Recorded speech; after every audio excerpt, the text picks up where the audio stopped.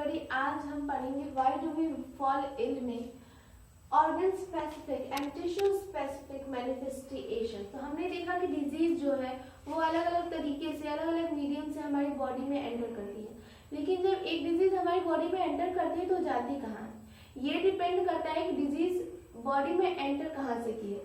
अगर microbes enter करते हैं नोज से तो वो अफेक्ट करेंगे लंग्स को, लाइक ट्यूबरक्लोसिस के माइक्रोब्स एंटर करते हैं नोज से और वो अफेक्ट करते हैं लंग्स को। Microbes which enter through mouth are likely to stay in gut और लिवर। अगर माइक्रोब्स एंटर किए हैं बॉडी में माउथ से तो वो अफेक्ट करेंगे आपकी गट लाइनिंग को और लिवर को। जैसे टाइफाइड के जो बैक्टीरिया है वो माउथ से एंटर करते हैं और वो अफेक्ट करती है आपकी गट लाइनिंग को, और जॉन्डिस अफेक्ट करता है लिवर को। जो एड्स के वायरस होते हैं वो बॉडी में एंटर करते हैं सेक्सुअल ऑर्गन्स के थ्रू ड्यूरिंग सेक्सुअल कांटेक्ट और बॉडी में स्प्रेड करते हैं थ्रू लिम्स के थ्रू बॉडी में स्प्रेड करते हैं और डैमेज करते हैं हमारी बॉडी के इम्यून सिस्टम को। जो मलेरिया कॉजिंग माइक्रोब्स होते हैं वो एंटर करते हैं मॉस्किटो बाइट से और वो सीधा जाके लिवर को अफेक्ट करते हैं और लिवर को अफेक्ट करने के बाद वो हमारे आरबीसी को यानी रेड ब्लड सेल को अफेक्ट करते हैं, फिर हमें सिम्टम्स दिखने लगते हैं। आई होप कि इतना आपको क्लियर हो गया होगा। अब जो जापानीज सिम्फिलिटिस के जो वायरस होते हैं या फिर ब्रेन फीवर के जो वायरस होते हैं वो बॉडी में ठीक उसी तरह एंटर करते हैं जैसे हमारी बॉडी में मलेरिया एंटर करता है। दैट मीन्स कि वो मॉस्किटो बाइट से हमारी बॉडी में एंटर करते हैं और उसके बाद हमारे ब्रेन को इन्फेक्ट कर देते हैं।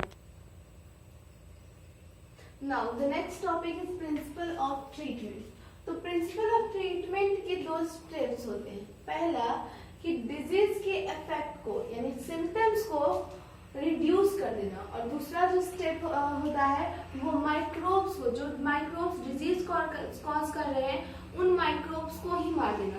तो पहले स्टेप्स के बारे में हम पढ़ते हैं। पहला स्टेप है to reduce the effect of disease. इसमें क्या होता है कि डॉक्टर्स के द्वारा, फिजिशियन के द्वारा मेडिसिन दी जाती हैं जो डिजीज के इफेक्ट को यानी सिम्टम्स को कम करता है।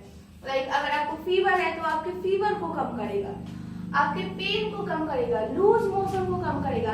बीमारी से तो फाइट आपकी बॉडी ही करेगी, लेकिन ये आपके सिम्टम्स को कम कर देगा।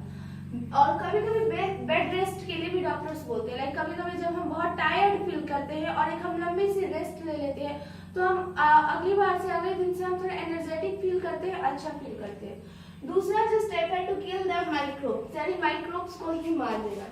इस केस में क्या होता है कि एंटीबायोटिक और कुछ ड्रग्स दिए जाते हैं डिजीज को ध्यान में रखकर, जो माइक्रोब्स कॉजिंग डिजीज, जो माइक्रोब्स डिजीज कॉज कर रहे हैं उन माइक्रोब्स को ही मार देते हैं और फिर वो डिजीज जो होती है वो ठीक हो जाती है।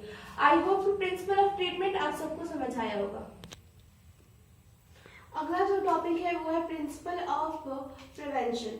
तो प्रिंसिपल ऑफ प्रिवेंशन के भी दो स्टेप्स होते हैं। पहला जो स्टेप है वो है जनरल वे, मतलब दो वे होते हैं। पहला वे है जनरल वे और दूसरा वे है स्पेसिफिक वे। तो पहले हम जनरल वे के बारे में पढ़ते हैं।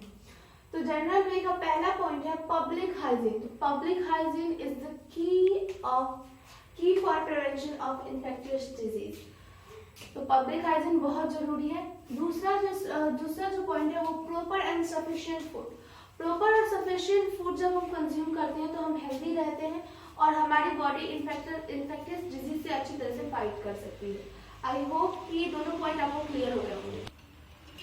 जनरल वेज ऑफ प्रिवेंशन का जो तीसरा टॉपिक है वो है airborne disease can be prevented by living in condition that are not crowded. क्योंकि अगर एयरबॉर्न डिजीज है, अगर आप क्राउडेड एरिया में रहते हो तो ये डिजीज एयरबॉर्न डिजीज आपसे मतलब इन्फेक्टियस पर्सन से किसी हेल्दी पर्सन को इनफैक्ट एयरबॉर्न डिजीज कर सकता है। इसलिए इस डिजीज में प्रिवेंट किया जाता है कि आप ऐसे कंडीशंस में रहो जहां ओवर क्राउडेड जो एरिया जो हो वो ओवर क्राउडिंग ना हो, जहाँ पे प्रॉपर वेंटिलेशन हो। वाटर बॉर्न डिजीज के लिए प्रिवेंट किया जाता है कि आपको पीना चाहिए सेफ ड्रिंकिंग वाटर। अगर सेफ ड्रिंकिंग वाटर वहाँ आप जहाँ है वहाँ पे प्रोवाइड नहीं है, या फिर आप कहीं गए हैं जहाँ पे आपको टैप वाटर यूज किया जा रहा है, जहाँ पे फिल्टर वाटर नहीं है, तो ऐसी सिचुएशंस में आपको वाटर को बॉईल करके पीना चाहिए।